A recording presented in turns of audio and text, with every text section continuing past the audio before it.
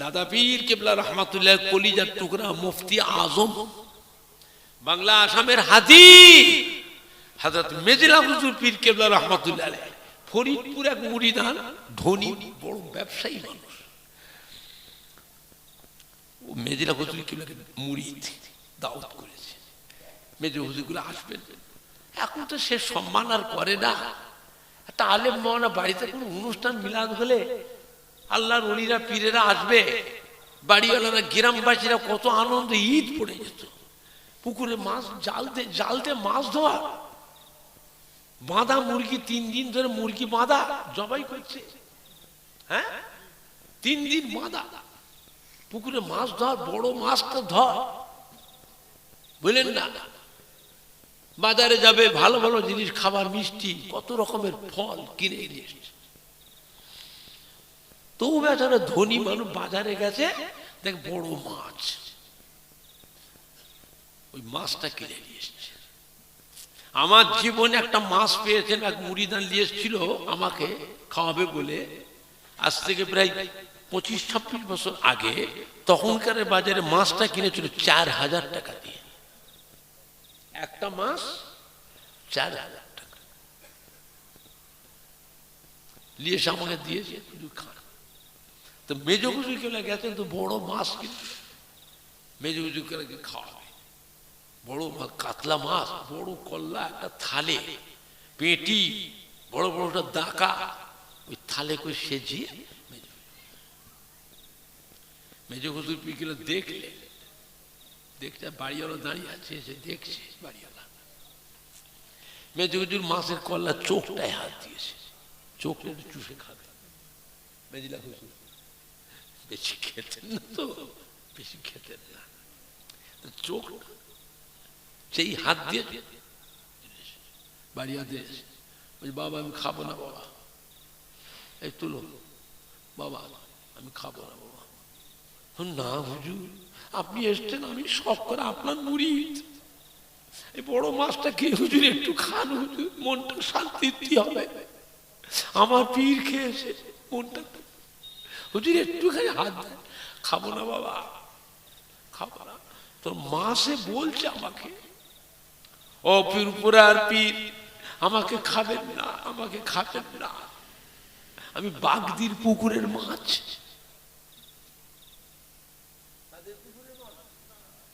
বাগিরে হেড়ে খায়, ওই যে কি করে ভাত পচিয়ে করে যে মদ তৈরি করে হেড়ে করে, আর কি করে তাড়ি হেড়ে, বোঝেন না?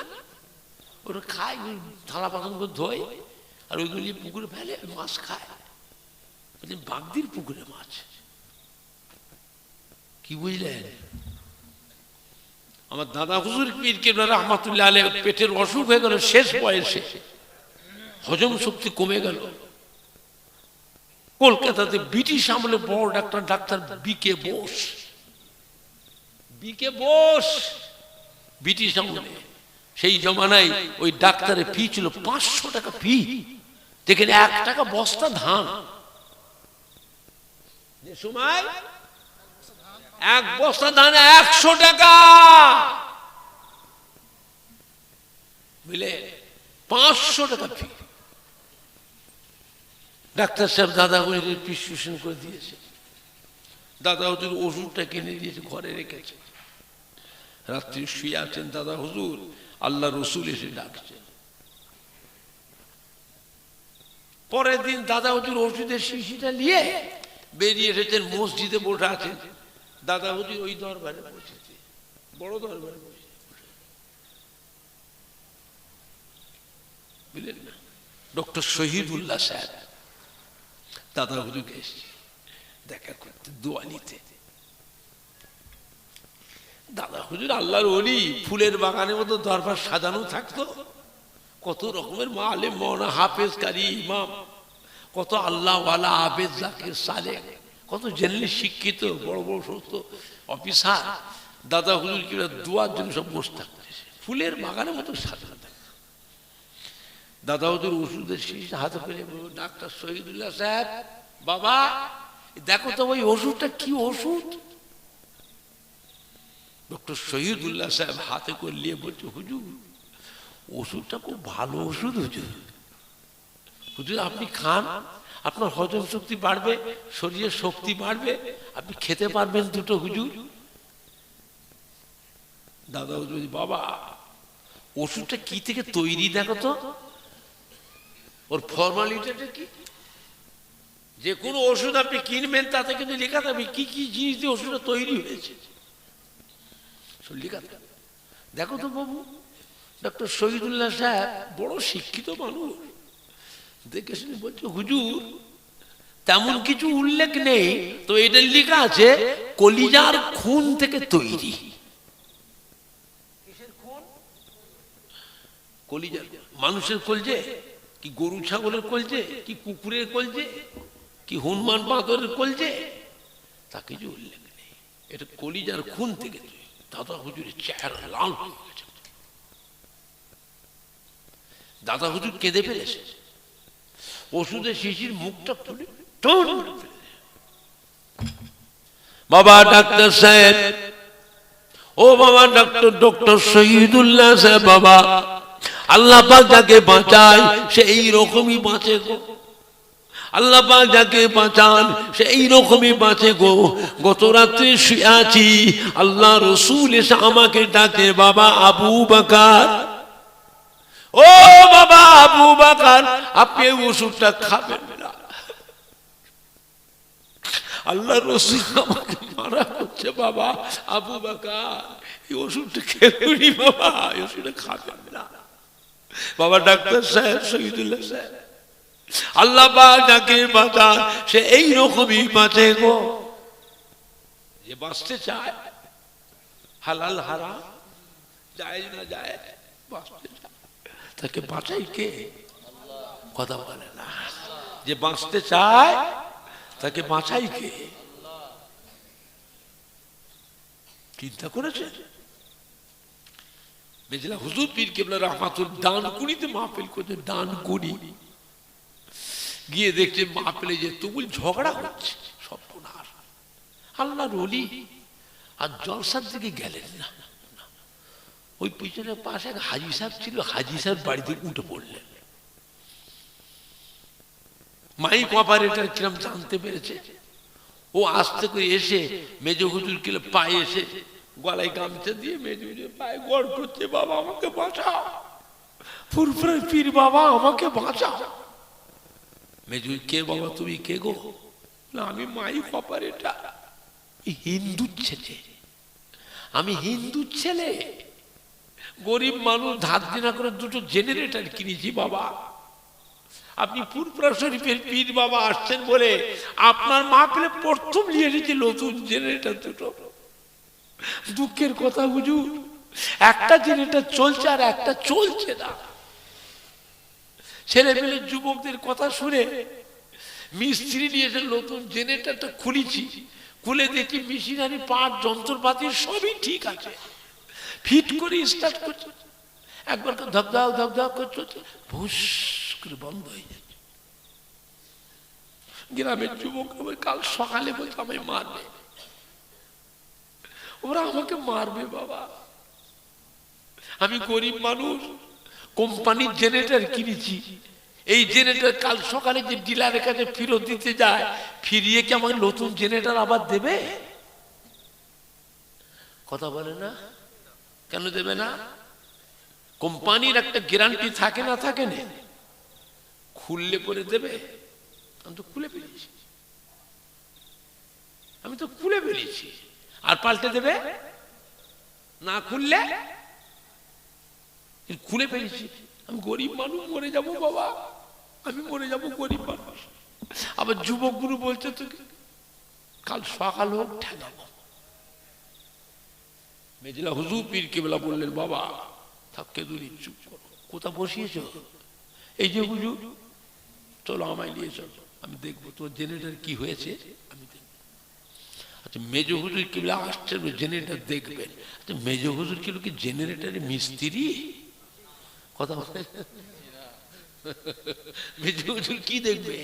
বাবা আমায় নিয়ে চলো, তোর জেনারেটর কি রোগ ধরেছে, কি ব্যারাম হয়েছে, কি অসুবিধা হয়েছে, আমি দেখবো। মেজলা হুজুর কিন্তু আসলেন। মেজে হুজুর যখন আসলে মানুষের ঢল নেমে গেছে গো। আলেম, মৌলানা, হাফেজ, কারি, ইমাম, হাজি, ছেলে ছোকরা, জওয়ান, যুবক সব একেবারে ভিড় লেগে গেছে। মেজে হুজুরকে এসে যে কোথায়, এই যে হুজুর প্যান্ডেল আর ওই লাইটিং এর জেনারেটরটা ওই মাথায় বসিয়েছে, আর স্টেজ আর মাইক এই জেনারেটরের পাশে পুকুর আছে, পুকুরের পাড়ে বসিয়েছে। মেজে হুজুরকে যেই দেবে, এই যুবকেরা এদিকে এসো, যুবকরা এই জেনারেটর ধরতো, তোলকে তোল, এখান থেকে উঠা উঠা তোল। 10-12 জন যুবক, বড় জেনারেটর, 10-12 জন যুবক ধরে সন্ধ্যে আলোক করে তুলেছে। ওই জেনারেটরটার কাছে যে বসা, এটা নিয়ে যে ওইখানে বসা, ওইখানে বসে মিস্ত্রি বাবা জেনারেটরটা চালাও তো বাবা। এক চান্সে ধক ধক করে চলছে, আর বন্ধ হয় না। মেজে হুজুর কি আস্তে আস্তে, যত সব তোমাদের ঝামেলা, ছেলে পেলে মানুষ, তোমরা জিজ্ঞেস করবে না কিচ্ছু না, নিজের ইচ্ছা মতো যেখানে সেখানে জেনেটা বসিয়ে দেবে। হ্যাঁ, মেজে হুজুর আস্তে আস্তে ওই হাজি সাহেবের বাড়িতে বসলেন, একটু নাস্তা পানি করবেন। গ্রামের ছেলে যুবক কমিটির সাহেবানরা সব যে মেজে হুজুরকে ধরেছে, আলেম মওলানা, হুজুর কি হলো হুজুর, কেন বাবা? সন্ধ্যা থেকে রাত 9টা বেজে গেছে হুজুর, মাথা খারাপ হয়ে যাচ্ছে, জেনারেটর চালাতে পারিনি হুজুর, আপনি কি করলেন? সঙ্গে সঙ্গে জেনারেটর চালু হয়ে গেল, কি করলেন হুজুর? মেজলা হুজুর পিকেলা বলেছে, বাবারা ফুরফুরা শরীফে আপনার দাদা পীরে মাজারের সামনে যে মসজিদ, এই মসজিদের পাশেই হলো আমার হুজরাখানা। ওই হুজরাখানায় বসে বসে ইলমে তাসাউফ, ইলমে মারিফাতের সবকগুলো আমি মশক করি। আল্লাহ পাক রব্বুল আলামিন আমি আবু জাফরের রুহানি চোখ, অন্তরের চোখ আল্লাহ খুলে দিয়েছে। আমার এই রুহানি চোখ দিয়ে দুনিয়ার এক প্রান্ত আর এক প্রান্ত, সাতম আসমান, সাতম জমিন, আল্লাহ পাক আমি আবু জাফরকে আল্লাহ দেখা।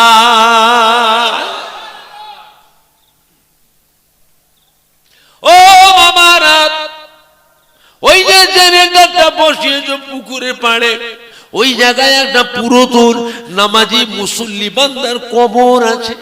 কবর আছে, মানুষ মরে যায়, রুহটা জিন্দা না মুর্দা? রুহ জিন্দা।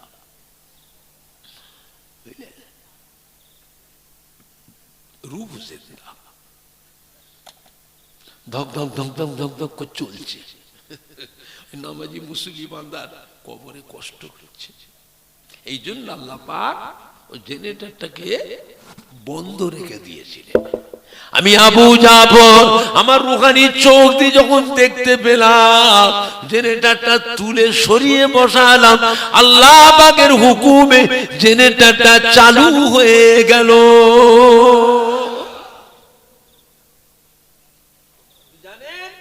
মানুষের শরীরের ভিতরে এমন একটা গোশতের টুকরা আছে, যে গোশতের টুকরাটাকে বাঘে খায়, কুমিরে খায়, মাছে খায়, হজম হবে না, ওর পায়খানার সাথে গুঁড়া বেরিয়ে যাবে।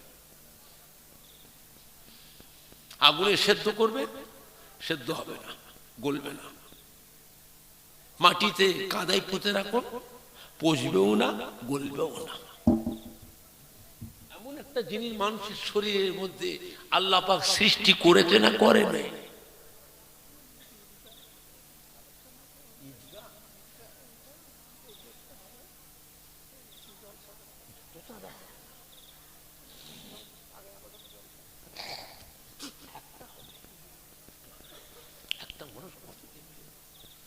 এবার আপনার বলতে পারেন, কিন্তু গেটের চাপা খুললে ওইটাই হবে,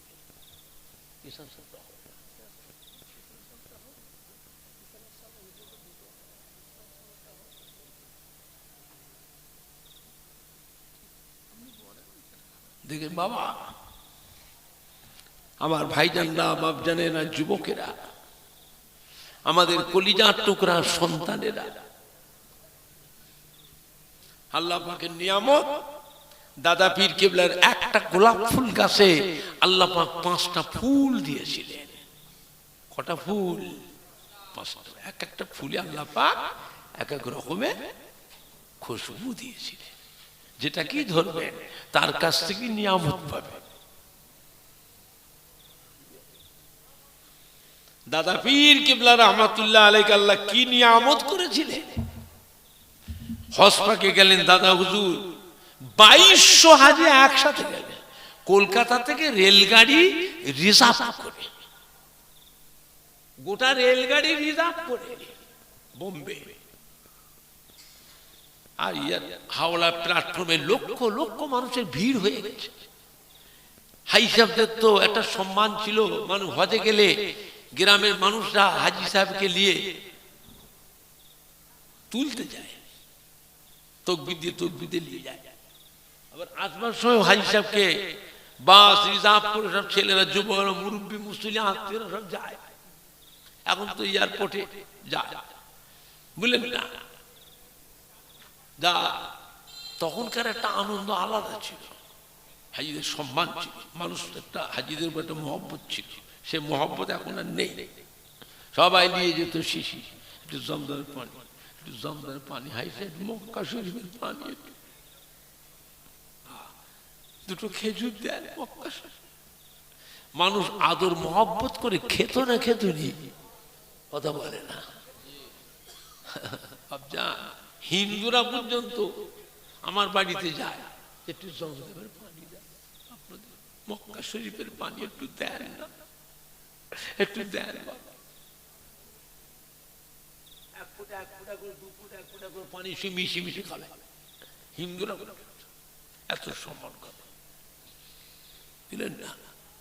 হাওড়া প্ল্যাটফর্মে গাড়ি ছেড়ে দেবে, দাদা হতো বলছে বাবারা সব হাই সাহেবরা উঠে যাবে, বেডিং পত্তলে উঠে যান, সব উঠে গেছে। দাদা হুজুর বেডিংটাও তুলেছে, গাড়ি চাপে উঠেছে, হাই সাহেব গাড়ি ছেড়ে দিয়েছে। দাদা হুজুর কিবলা লাঠিটা আর বালিশটা হাওড়া প্ল্যাটফর্মে পড়ে রয়ে গেল। ভিড়ের ভিতরে সব পীর ভাইয়েরা সব তুলতে পারে না, ভুলে গেছে। দুটো যুবক গাড়ি ছেড়ে দিয়েছে, ওই বছর দেখতে যখন হুজুর কিনলেন বালিশটা, মোটা বালিশ, লাঠি ছাড়া হুজুর হাঁটতে, বুড়ো মানুষ পড়ে রয়েছে।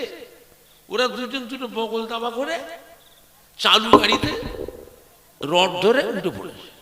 গাড়ি আর থামে না তো, আর গেটও খোলে না। হাজিদারদের ডাব্বার তালা দেওয়া থাকে, টাকা পয়সা থাকে। জঙ্গলে কোথাও মরুভূমিতে রাতের অন্ধে কোথায় গাড়ি দাঁড়াবে, আর চোর ছাঁচোর লুট করে যারা হাজিদের ডাব্বাতে সব টাকা পয়সা ছিনতাই করে নেবে, হাজিদের ডাব্বায় তালা দেওয়া থাকে। এরা দুজন ঝুলে ঝুলে ঝুলে ঝুলে বোম্বাই চলে গেছে। দাদা হুজুর কেবল নেবে মুসাফির খানে বসেছেন। এরা দুজন যে দাদা হুজুরকে সালাম, আসসালামু আলাইকুম। কি বাবা হজে যাবে? তোমরা দুজন হজে যাচ্ছ? না হুজুর। তবে এখানে থাকো? না হুজুর। কি খবর? হুজুর কলকাতা হাওড়া প্ল্যাটফর্মে সব পীর ভাইয়েরা যে যার বেডিং পত্তলে উঠেছে, হুজুর আপনার বেডিংকে তুলেছে, কিন্তু আপনার বালিশটা লাঠিটা হাওড়া প্ল্যাটফর্মে পড়েছিল। আমরা দুজন যুবক, আমার হুজুরে কষ্ট হবে, বুড়ো মানুষ, বকল তো আমাকে গাড়ি ছেড়ে দিয়েছ, তো চালু গাড়িতে রড ধরে উঠে পড়েছি। গাড়ি আর থামে না, এই ঝুলে ঝুলে ঝুলে ঝুলে বোম্বাই এসেছি। দাদা হুজুর হাসছে, ডাকলে বাবা আল্লাহ রুহুল আমিন, এই দেখো বাবা দুটো যুবক, বাবা আমার লাঠিটা বালিশটা হাওড়া প্ল্যাটফর্মে পড়ে গেছিল, গাড়ি ছেড়ে দিয়েছে, মুড়িদানটা কেউ তোলে না, যে যার বেডিং পত্র সবাই নিয়ে উঠেছে, আমার এই লাঠিটা বালিশটা। এরা দুজন যুবক আমার বালিশার লাঠিটা বগল দাবা করে গাড়ি ছেড়ে দিয়েছে, চালু গাড়িতে রড ধরে উঠে পড়েছে। আর নামতে গাড়ি আর থামে না তো, রিজার্ভ গাড়ি তো থামে না। বোম্বে চলে এসেছে, কি করবে? এরা এখান থেকে পশ্চিমবাংলা কলকাতায় ফিরে যাবে না তোমরা এদের কিছু পয়সা দিয়ে 2 টাকা, 8 আনা 4 আনা করে 2 আনা 2 আনা 1 আনা 2 আনা 1 আনা 2 আনা 4 আনা দাও চাঁদা দাও, এদের দুজনকে নিয়ে যেন হজে যায়। এরা দুজন আমাদের সাথে হজে যাবে না ফিরে যাবে না হুজুর আমি বাবা আল্লাহ রুহুল আমিন বলে দেন সবাইকে, বাবা আল্লাহ রুহুল আমিন সব মুরিদানদের বলে দেন 2 আনা করে 1 আনা 4 আনা যা যেমন হবে দাও, সবাই চাঁদা দিয়ে ওদের দুজনেরও হজ হয়ে গেল।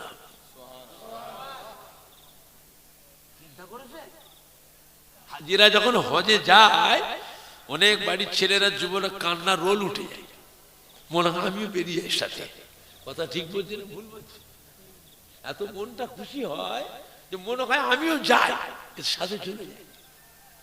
আল্লাহ প্লেন যখন ছেড়ে দেয় হাজিদের কান্নার একটা রোল উঠে যায়, ছেলে পেলে নাতি পুতা আলাওয়ালা আত্মীয় স্বজন ভাই ভাই ভাগনাদের চোখের পানি পড়ে, আত্মীয় স্বজন বন্ধুদের চোখের পানি পড়ে। আর এমন একটা জায়গা যেখানে যেতে গেলে কাফনটাও সাথে করে নিয়ে যেতে হয়, কি বুঝলে? কাফন হাই সাহেবদের কাফন নিয়ে যায় না নিয়ে যায় না, এমন ভিড় কাফন কিনবার সময় পাবে না। ওই বেনিকে কাফন থাকে, ওই কাফন দিয়ে যদি মারা যায় ওকে মক্কা মদিনা শরীফে ওই কাফন পরিয়ে জানাজা করে দাফন দেওয়া হয়। এই জন্য কাফনটা নিয়ে যায়। অনেকে আল্লাহ হায়াতে ফিরে আসে ওই কাপড়টা জমজম সবই পানি দিয়ে ধুয়ে শুকিয়ে নিয়ে আসে ঘরে, এই কাপড়টা বাক্সে রেখে দেয়, মরে গেলে ছেলে মেয়ে বিবি ওই কাপড়টা তার ওই এহরামের কাপড়টা কাপড় হবে, বুঝলেন না? আমার ভাইজানরা বাপজানেরা যুবকেরা আল্লাহ পাক আমাদের সবাইকে কবুল করে, জোরে বলেন আল্লাহুম্মা আমিন, জোরে বলেন না আল্লাহুম্মা। আল্লাহর কাবা বাইতুল্লাহ শরীফের আল্লাহ নবী ছায়াতে বসে আছে, কাবা ঘরের ছায়াতে বসে আল্লাহ নবী কাঁদছেন। হযরত ওমর ফারুক রাদিয়াল্লাহু তাআলা আনহু সালাম দিলেন, আসসালামু আলাইকা ইয়া রাসূলুল্লাহ ইয়া হাবিবাল্লাহ। আল্লাহ নবী সালামের উত্তর দিয়ে জিজ্ঞাসা করলেন, হযরত ওমর ফারুক জিজ্ঞাসা করছেন, হুজুর হুজুর আপনি কাঁদছেন কেন? কাবা শরীফের ছায়াতে বসে কাঁদছেন কেন? চোখের পানিতে আল্লাহ নবী দাড়ি মোবারক ভিজে, জামা কাপড়গুলো ভিজে যাচ্ছে। মক্কার কোন কাফের আপনার সাথে কি বিয়াদবি করেছে? কেউ আপনার কটু কথা বলে অসম্মান করেছে? আল্লাহ নবীর বাবা ওমর ফারুক আজকে মক্কার কোন বেদির কাফের আমার সাথে বিয়াদবি করে নাই, কেউ আমাকে কটু কথা বলে নাই, হুজুর তবে কাঁদছেন কেন?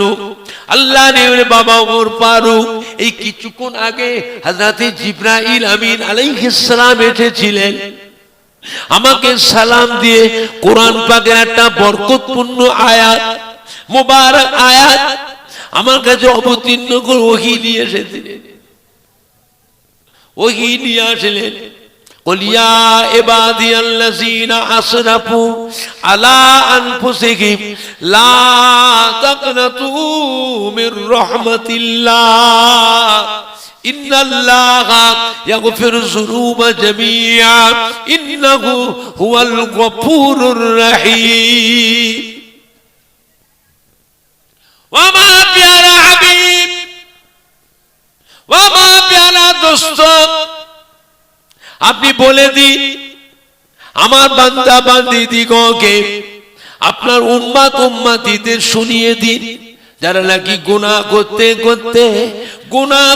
করতে সীমা অতিক্রম করে ফেলেছে, সীমা লঙ্ঘন করেছে, ওদেরকেও শুনিয়ে দিন ওরাও যেন আমার দয়া আমার রহমত থেকে নিরাশ না হয়ে যায়।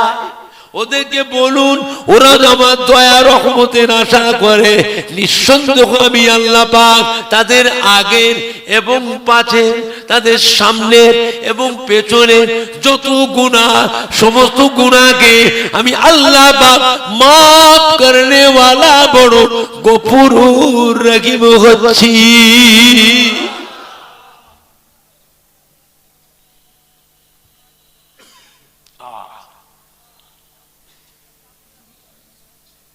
আল্লাহ পাক রব্বুল আলামিন কত বড় দয়াময়।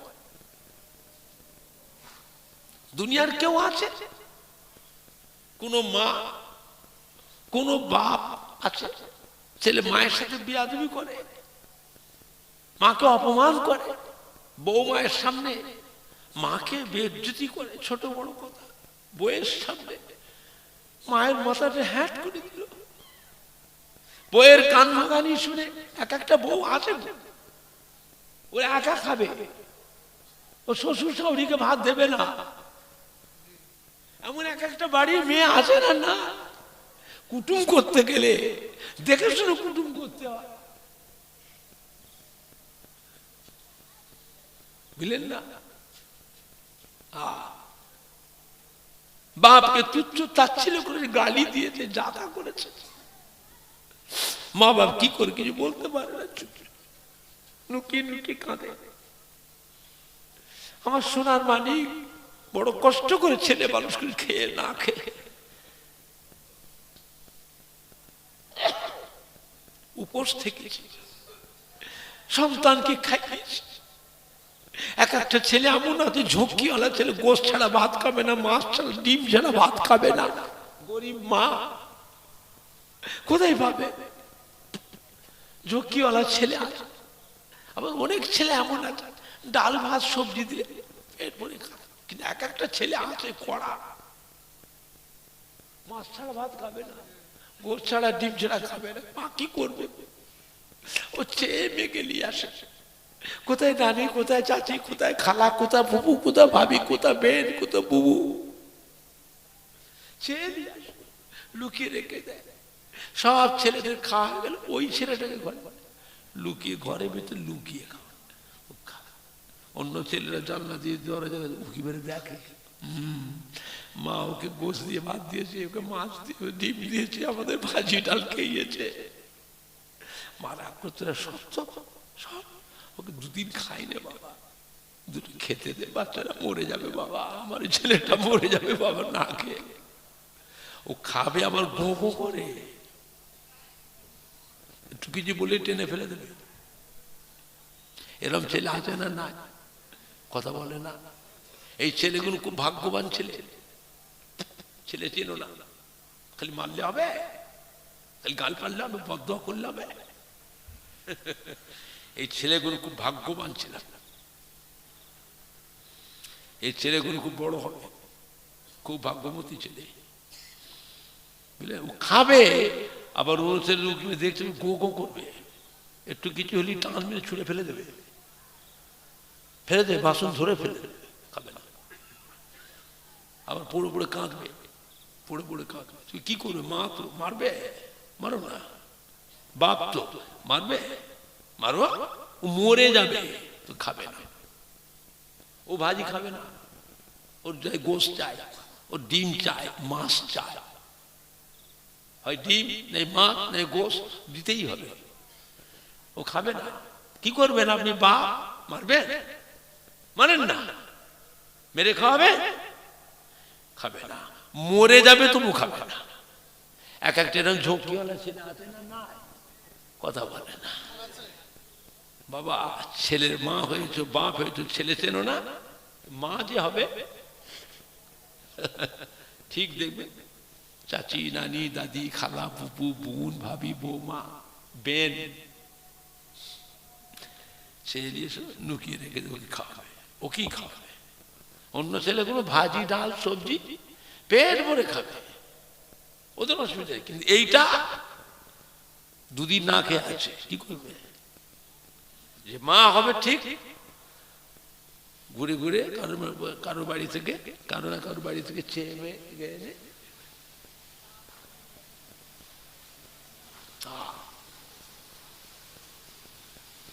দুনিয়ায় কি কোনো মা আছে ছেলেকে ডাকে, আয় মাফ করে দেবো, আয় আমাকে বেয়াদবি করেছিস, আয় তুমি মাফ করে দেবো, আয়। সন্তানের উপরে মায়ের মহব্বত কম না বেশি?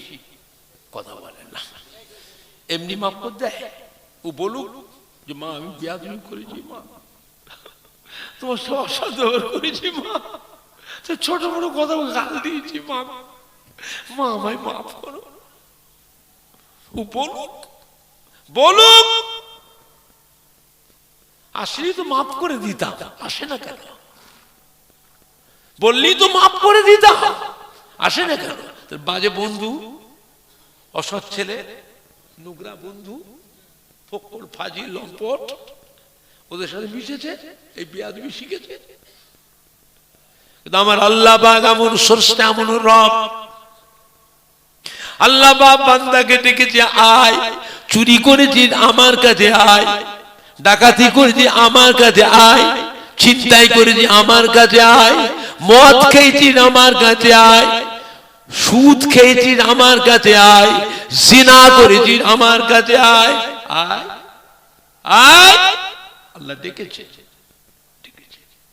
আয়, মাথাটা হেঁট কর, নাকটা কপালটা আমার পায়ে ঠেকা, নাকটা কপালটা আমার কাছে ঠেকা, পায়ে ঠেকা। আমি আল্লাহ তোর জীবনের পাহাড় পাহাড় গুনাহগুলিকে মাফ করে দেব।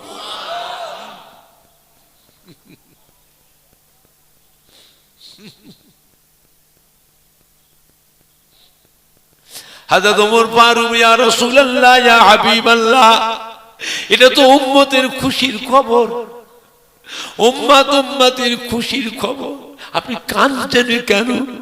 নবী বললে, বাবা ওমর ফারুক, আমার কাঁদার জায়গা এটা নয়, আমি কাঁদছি অন্য কারণে।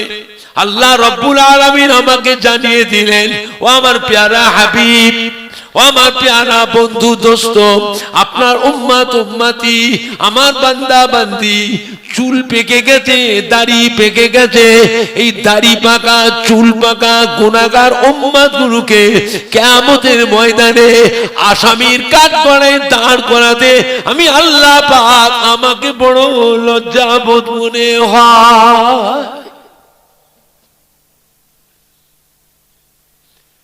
চুল পাকা দাড়ি পাকা বান্দাগুলো কিয়ামতের ময়দানে আমি আল্লাহ পাক এদেরকে আসামির কাঠগড়ায় দাঁড় করাতে, এতে করে জাহান্নামায় দিতে আমি আল্লাহ পাক আমাকে বড় লজ্জাবোধ মনে হয়। ও মামা ওমর ফারুক, আমি কাঁদছি ওই জন্য, আমার চুল পাকা দাড়ি পাকা উম্মতগুলোর এতটুকু লজ্জা হলো না, এতটুকু শরম হলো না। আর কদিন বাঁচবে? আর কদিন? আর কদিন? ভালো কবে হবে? এখনো শয়তানি বদমাইশি করবে, এখনো শয়তানি বদমাইশি করবে। আমি রাসূলুল্লাহ কাঁদছি, দেখে না আমার আল্লাহ পাক আমাকে জানিয়ে দিলেন, হাবিব গো, আপনার যে সমস্ত উম্মত উম্মতি চুল দাড়ি পেকে গেল, যে সমস্ত মহিলাদের চুল দাড়ি পেকে গেল, এরা আসামি গুনাহগার অবস্থায় কবরে এসেছে, কিয়ামতের ময়দানে আমি আল্লাহ এতে করে আসামির কাঠগড়ায় দাঁড় করাতে আমি আল্লাহ পাক আমাকে বড় লজ্জার শরম মনে হয়। এদেরকে আমি আল্লাহ জাহান্নামায় দিতে আমি আল্লাহ পাক আমাকে লজ্জা শরম লাগে। ও আমার বাবা ওমর ফারুক, আমার চিন্তা হচ্ছে আমার চুল পাকা দাড়ি পাকা উম্মত উম্মতি গুলো, এদের কি লজ্জা হলো না? এই বয়সে এখনো শয়তানি বদমাইশি করছে। এরা ভালো কবে হবে? কদিন পরই তো মরে যাবে।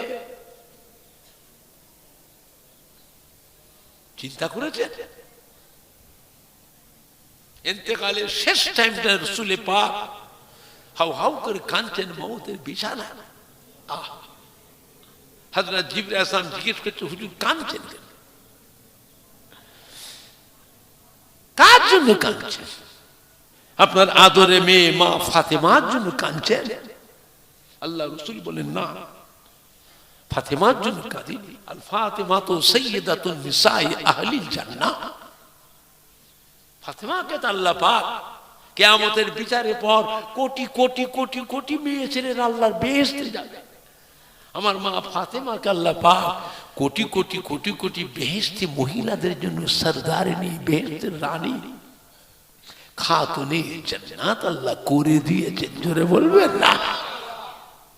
তবে কার জন্য কাঁদছেন হুজুর? আপনার আদরের নাতি ইমাম হাসান হোসেনের জন্য কাঁদছে। আল্লাহ না,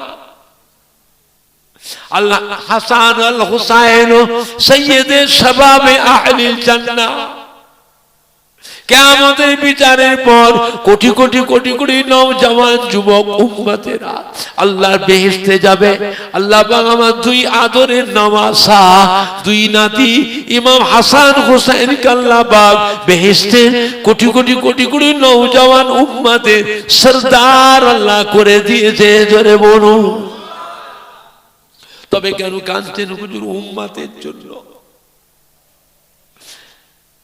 আল্লাহ হলেন নবীর দিওয়ানা, আর নবী হলেন উম্মতের পাগল। উম্মত উম্মতের জন্য কাঁদছে। ইয়া রাসূলুল্লাহ, ইয়া হাবিবাল্লাহ, উম্মতের জন্য তো চিন্তা করবেন না। আমরা আল্লাহর অসংখ্য ফেরেশতা আছি দুনিয়াতে। আপনার এক প্রান্তে আর এক প্রান্তের উম্মতের সংবাদ মুহূর্তে মুহূর্তে আপনার রওজা পাক আমরা পৌঁছে দেব, জোরে বলুন। নবী বললেন উম্মতের সংবাদ পাবো কি পাবো না, সেজন্য কাঁদিনি। তবে কাঁদছেন কেন? আল্লাহ পাক আমাকে উম্মতের জামিনদার করেছেন। আমার উম্মতের জামিনদার আল্লাহ আমাকে করেছে। আমি তো চলে যাবো, আজরা সব বসাতে জান কবজ করবে। আমার চিন্তা হচ্ছে আমি চলে গেলে আমার এই উম্মতের জামিনদার কে হবে? আমাকে তো আল্লাহ তুলে নেবে। আজরা সব জান কবজ করে পূর্বের কারের জামানায় নবীদের উম্মতেরা আল্লাহ নবীর অবাধ্য হয়েছিল, নবীদের সাথে বেয়াদবি করেছে, আল্লাহর অবাধ্য নাফরমানি করেছে, নবীদের ঘরে গাল দিয়েছে, নবীদের ঘরে ধরে মেরেছে। একটা দুটো নবী নয়, 3000 নবীকে শহীদ করেছে, জানে মেরে ফেলেছে 3000 নবীকে। আল্লাহ পাক এর কাছে নবীরা বদদুয়া করেছে। পানির পরিবর্তে আসমান থেকে আল্লাহ পাথর বর্ষিয়েছে, পানির পরিবর্তে আসমান থেকে আগুন বর্ষিয়েছে, জমিনকে জিলজিলা করে দিয়েছে, ভূমিকম্প করেছে, জমিনকে ধরে একেবারে উল্টে দিয়েছে, সমস্ত মানুষগুলোকে চিড়ে চাপটা করে মেরে ফেলেছে। হযরত লূত আলাইহিস সালামের জামানায় तमाम দুনিয়াকে আল্লাহ প্লাবন দিয়ে প্লাবিত করে 40 দিন আল্লাহ ডুবিয়ে ডুবিয়ে ডুবিয়ে ডুবিয়ে সমস্ত মখলুক এবং মানুষদেরকে আল্লাহ ডুবিয়ে ডুবিয়ে শেষ করেছে। হযরত নূহ নবী, এগুলো কোরআন শরীফে আছে না বানিয়ে বানিয়ে বলছি? আমার চিন্তা হয় না জান আমার কোন গুনাহগার উম্মতের কোন ব্যাপারে কথাতে আল্লাহ যদি নারাজ হয়ে যান, ওই গজব যদি আল্লাহ আমার উম্মতের মধ্যে, আমি তো চলে যাব, আমার উম্মত গুলো সব মরে শেষ হয়ে যাবে, দুনিয়ার বুকে আমার উম্মত বলে কেউ থাকবে না। আল্লাহ রাব্বুল আলামিন সমস্ত উম্মতের জন্য আল্লাহ আমাকে জামিনদার করেছেন। আমি চলে যাব, হাজরা সাহেব বসে আছে, আমি চলে গেলে আমার উম্মতের জামিনদার কে হবে? আল্লাহ পাক জানিয়ে দিন জিবরাইল আলাইহিস সালাম, আমার হাবিবকে কানতে মানা করুন। উম্মতের বাবা আমার হাবিবকে তো চিন্তা করতে মানা করুন।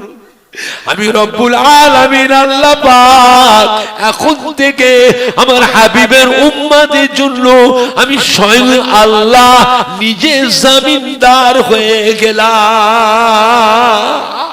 জোরে হবে না? জোরে হবে না? ও জিবরাইল, আমার হাবিবকে শুনিয়ে দেন, আমার হাবিবের উম্মতের জন্য মন খারাপ লাগে। আমি আল্লাহ আমার হাবিবকে কাউসার হাউস দিলাম, মাকামে মাহমুদ দিলাম, যা কোন নবীকে দিই নাই। হযরত আদম নবী থেকে হযরত ঈসা নবী পর্যন্ত কোন নবীকে দিই নাই এই কাউসার হাউস। কিয়ামতের একটা দিন হবে, দুনিয়ার 50,000 বছরের সময়, মাথার আধ হাত উপরে সূর্যকে আল্লাহ নামিয়ে নিয়ে আসবেন। এই সূর্যের 12টা মুখ আল্লাহ খুলে দেবেন, 12টা মুখ দিয়ে একসাথে কিরণ ছাড়বে, তাপ ছাড়বে। সূর্যের তাপেতে জমিনটা পুড়ে লাল তামা হয়ে যাবে। সূর্যের তাপে মাথার ব্রেনটা, মগজটা, ঘিনুটা গলে তরল হয়ে যাবে। মাথার খুলি পেটে মাথার ঘিনু ব্রেন মগজটা গলে নাক দিয়ে, কান দিয়ে, চোখ দিয়ে, মুখ দিয়ে গলে গলে বেরোবে।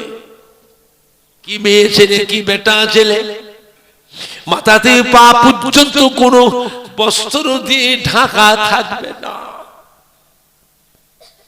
পিপাসার চোটে গালের জিহ্বাটা বেরিয়ে নাভি পর্যন্ত ঝুলে যাবে। মেয়ে ছেলে বেটা ছেলে পিপাসার চোটে ছুটোছুটি ছুটোছুটি করবে, পানি পানি পানি পানি পানি পানি পানি পানি। আমার প্যারা হাবিব, এই কাউসার হাউজের পানি আপনি নিজে হাতে করে আপনার উম্মত উম্মতি দিগকে পান করাবে। আমার প্যারা হাবিব, আপনার হাতের কাউসার হাউজের পানি যে মহিলা, যে পুরুষ, যে উম্মত উম্মতি পান করবে 50,000 বছর তাকে আর পানির পিপাসা লাগবে না। আপনার হাতে কাউসার হাউজের পানি যে উম্মত একবার পান করবে 50,000 বছর তার শরীরে ওই সূর্যের তাপ আর লাগবে না। জোরে বলুন। এই কাউসার হাউজের পানি শুধুমাত্র আপনার উম্মতের জন্য, অন্য কোন নবীর উম্মতের জন্য না। তবে হযরত আদম নবী থেকে হযরত ঈসা নবী পর্যন্ত ওই কাউসার হাউজের পানি আমার নবীর কাছে চেয়ে চেয়ে নবীরাও পান করবে। জোরে বলুন সুবহান। আর একটু জোরে বলুন। আমি আল্লাহ আপনাকে মাকামে মাহমুদ দিয়েছি। এই মাকামে মাহমুদে কোন নবী ঢুকতে পারবে না, কোন ফেরেশতাও ঢুকতে পারবে না। ওই মাকামে মাহমুদে আপনি থাকবেন আর আমি রব্বুল আলামিন আল্লাহ থাকব। আপনি মাকামে মাহমুদের ভিতরে আমার প্যারা বন্ধু, প্যারা দোস্ত, প্যারা হাবিব, আপনি আমাকে সিজদা করবেন আর আপনার উম্মত উম্মতির জন্য সুপারিশ করবেন। যা কিছু চাওয়া বলা কোন নবী শুনতে পাবে না, কোন ফেরেশতা শুনতে পাবে না। আপনি আমাকে আপনার উম্মত উম্মতি যা কিছু চাইবে ওই মাকামে মাহমুদের ভিতরে চাইবে। আমি আল্লাহ আপনার দোয়া ফেরাবো না, আপনাকে লজ্জিত শর্মিন্দা করব না। আপনার সুপারিশে দোয়াকে কবুল করে সর্বপ্রথমে আমি আল্লাহ পাক আপনার উম্মত উম্মতি গুলোকে আগে নাজাত দিয়ে দেব। যদি হবে না, নারাই দেখবে, নারাই দেখবে। কঠোর গ্রামবাসীগণ, কঠোর গ্রামবাসীগণ, বিশ্ব নবী দিবস সম্মানীয় যুবক বৃন্দ, সম্মানীয় শ্রোতা বৃন্দ, পুরপুরা শরীফের দাদা পীরের হক সিলসিলা আহলে সুন্নাতুল জামাত মহিলাগণ নারাই দেখবে। একটু সালাম পড়িয়া নবী সালাম।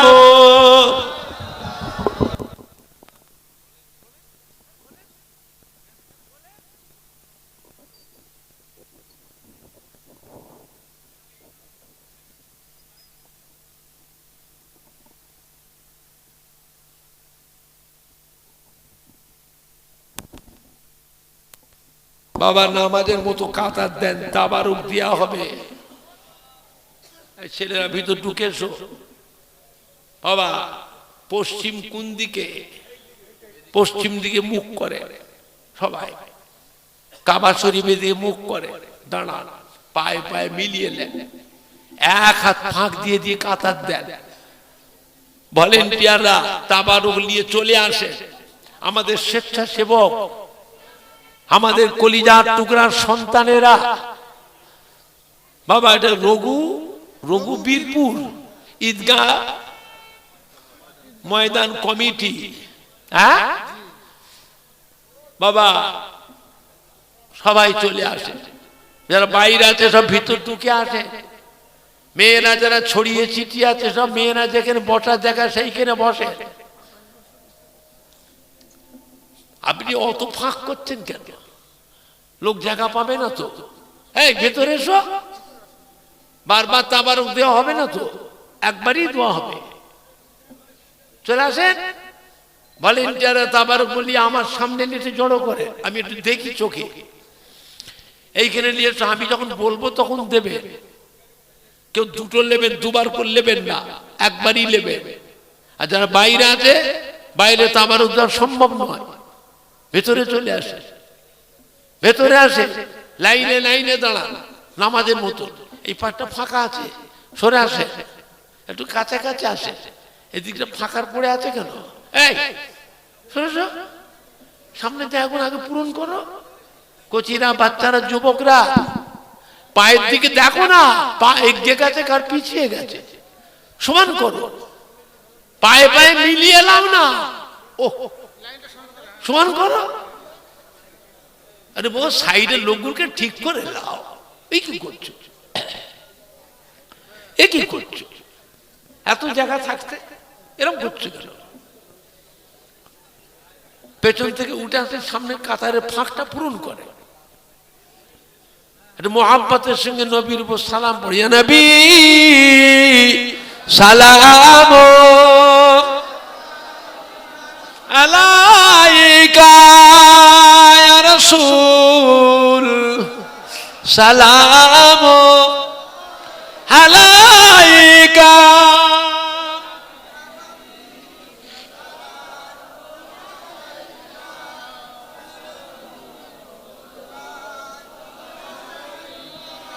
طلع البدر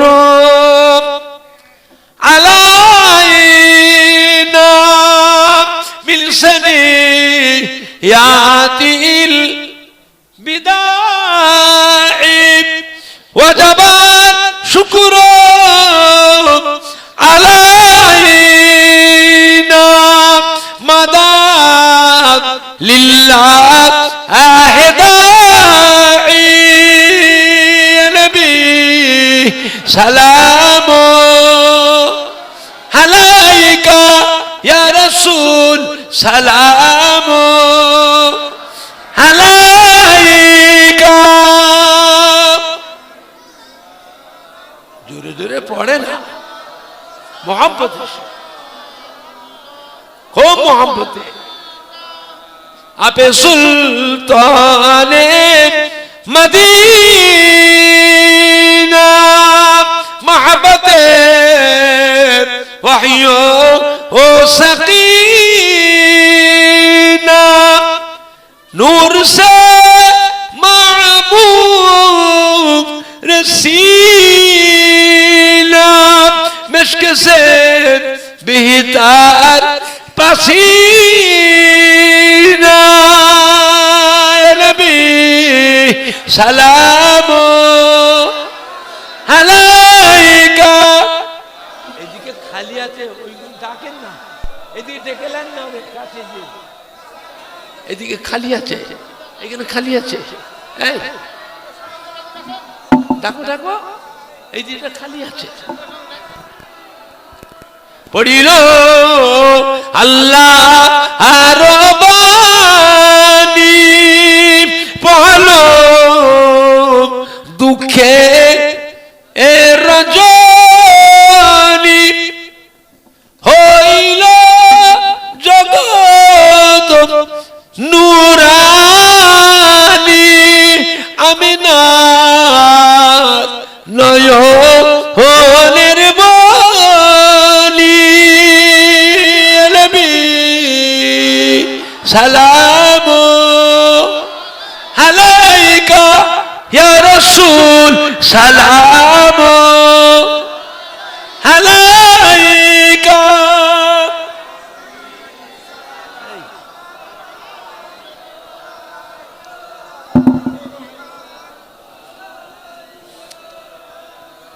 কঠিন হাসরের দিনে কি আছে মোদের কপালে, গুনাহগার উম্মত উম্মতি বলে লইবেন আপন কোলে। নবী সালাম আলাইকা ইয়া রাসূল সালাম আলাইকা।